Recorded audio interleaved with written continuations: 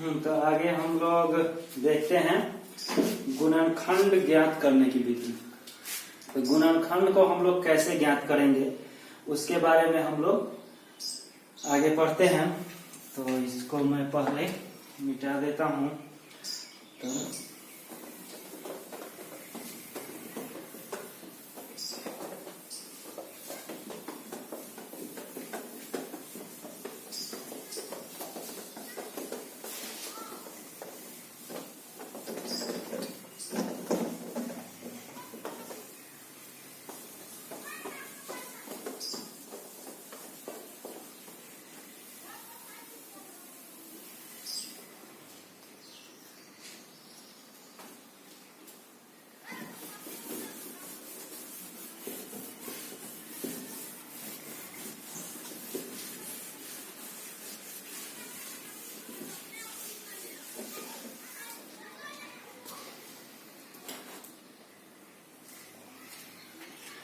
तो सर्वप्रथम जो है गुणनखंड हम लोग सार्व गुणनखंड द्वारा निकालते हैं। पहले जो है सार्व गुणनखंड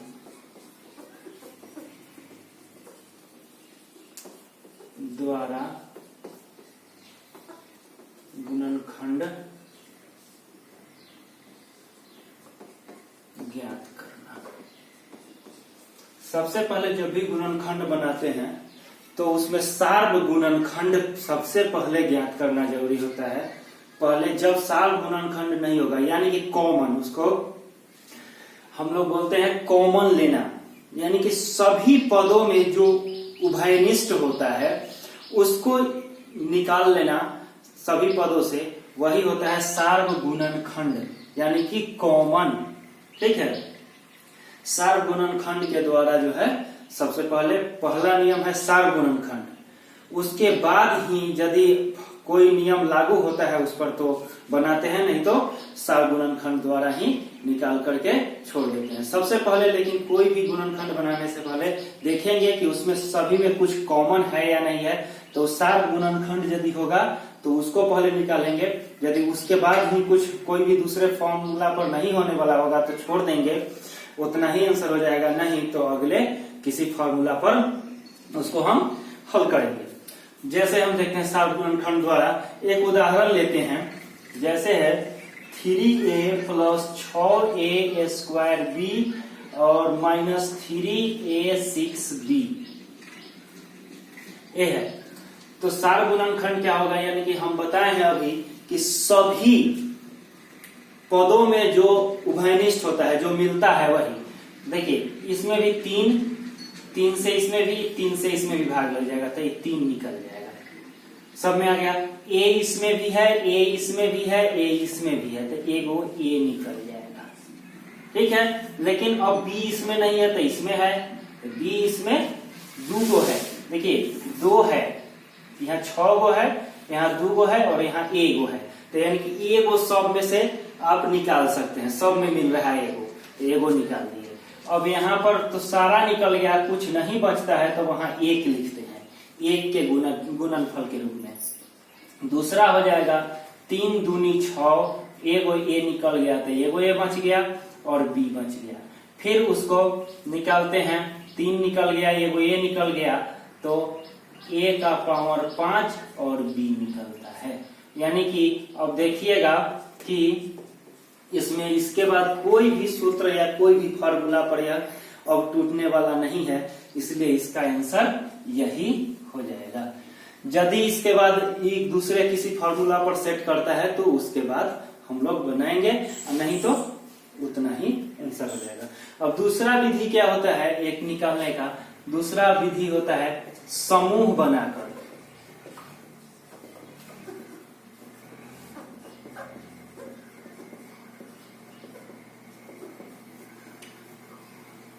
समूह बनाकर गुणनखंड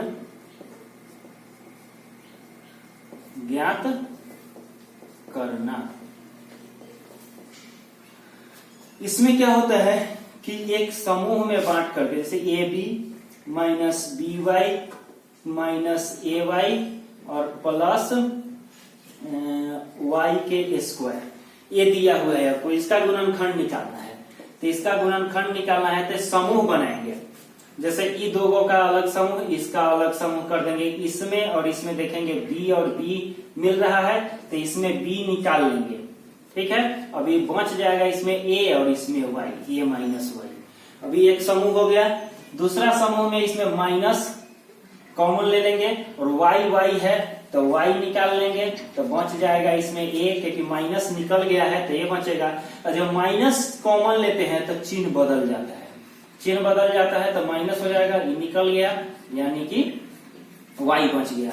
अब इस समूह में देखिएगा कि समूह में दो चीज जो ये आएगा ये दोनों समान आएगा, यानी कि a minus Y into B minus Y.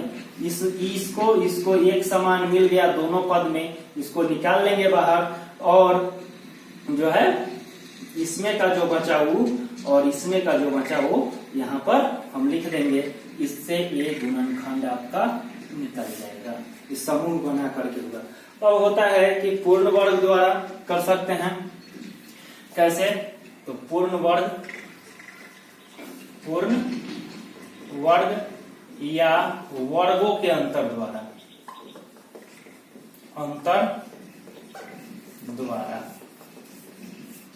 गुणनखंड।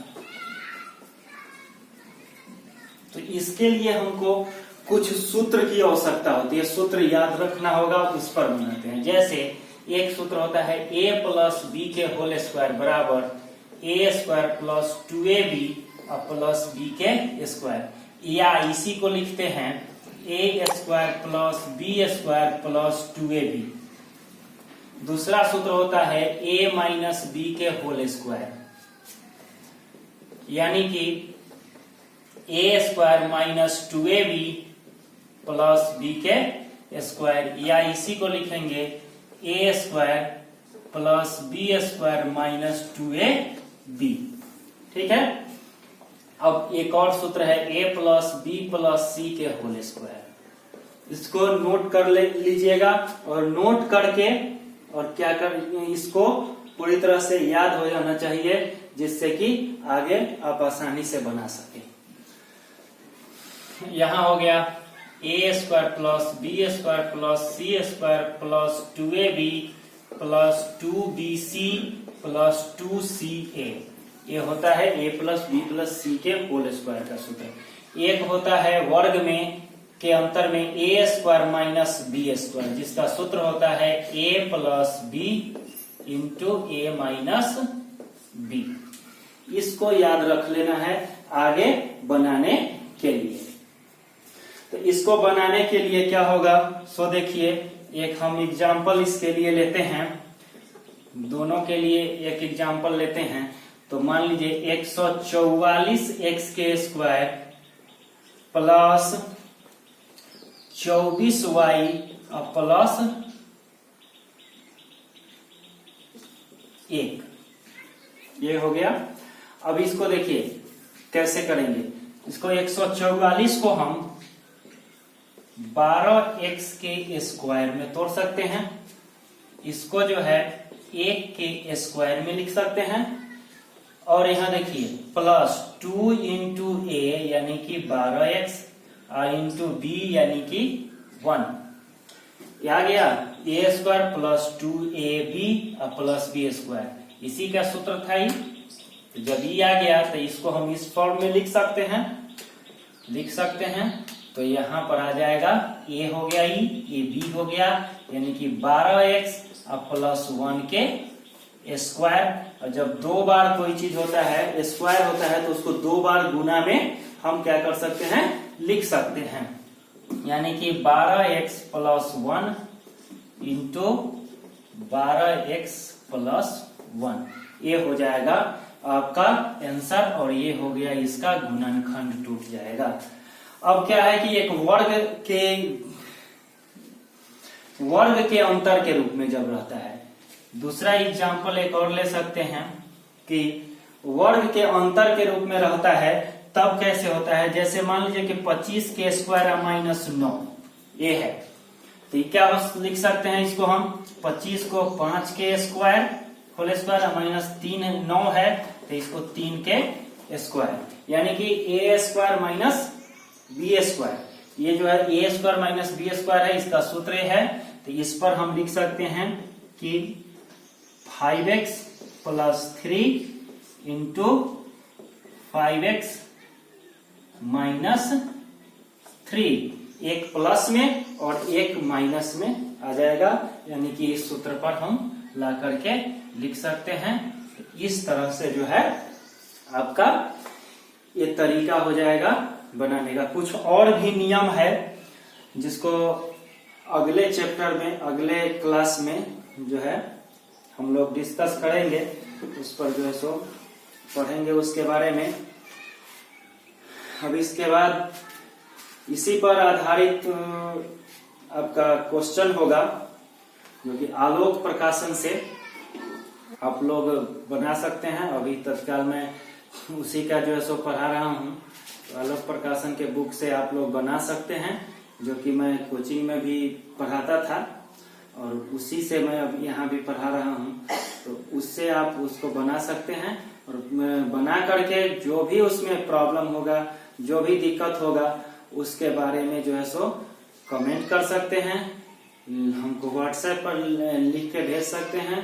तो फिर मैं उस चैप्टर का कल वो वीडियो बना करके फिर से डाल दूंगा, जिससे कि आप लोग का पूरा क्वेश्चन सॉल्व हो सके। Thank you.